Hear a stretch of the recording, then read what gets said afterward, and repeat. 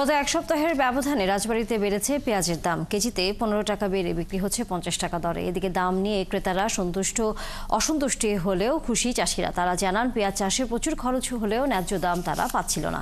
আর কৃষি বিভাগ বলছে কৃষকের কথা চিন্তা করে এর দাম নির্ধারণের জন্য সরকারকে সুপারিশ করা হয়েছে।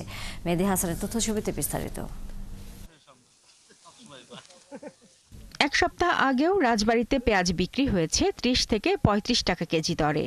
এতে বহু কৃষক মাঠ থেকে পেঁয়াজ তোলেননি।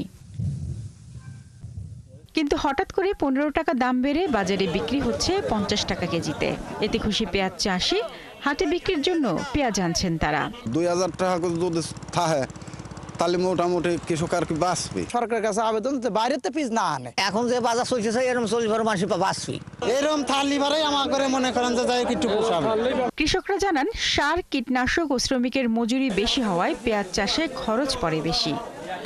পড়েছে টাকা 2 টাকা, আবার নিরিনের টাকা, এ তো কম নেবেন না, মেলা বহু টাকা লাগবে। 25 থেকে 26-2700 টাকা হইলে কৃষক লাভবান হবে। খরচ প্রচুর খরচ হয় জমাইতে গেলে, কিন্তু কৃষক যদি এই পয়সাটা না পায় তাহলে কৃষক শান্তিতে চলতে পারবে না।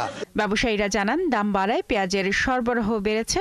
তাছাড়া সিন্ডিকেটের দৌরাত্ম্য কমায় খুশি পেঁয়াজ চাষি ও ব্যবসায়ীরা। 1200 ছিল তখন তো সিন্ডিকেট ছিল, এখন তো সিন্ডিকেট আস্তে আস্তে যাইতেছে, একটু দাম বাড়তেছে। কৃষকরা যে ফসল ফলাইছে তাদের ন্যায্য মূল্য পাচ্ছে, কৃষকরা অনেক খুশি বর্তমান বাজার মূল্যে। আমদানি বেশি হচ্ছে, প্রচুর পেঁয়াজ এখানে বিক্রি হচ্ছে, যেহেতু দাম কৃষকরা যেখানে দাম বেশি পাবে সেখানে যাবে। আর কৃষি কর্মকর্তা জানান এরই মধ্যে পেঁয়াজের আমদানি বন্ধে সভা হয়েছে।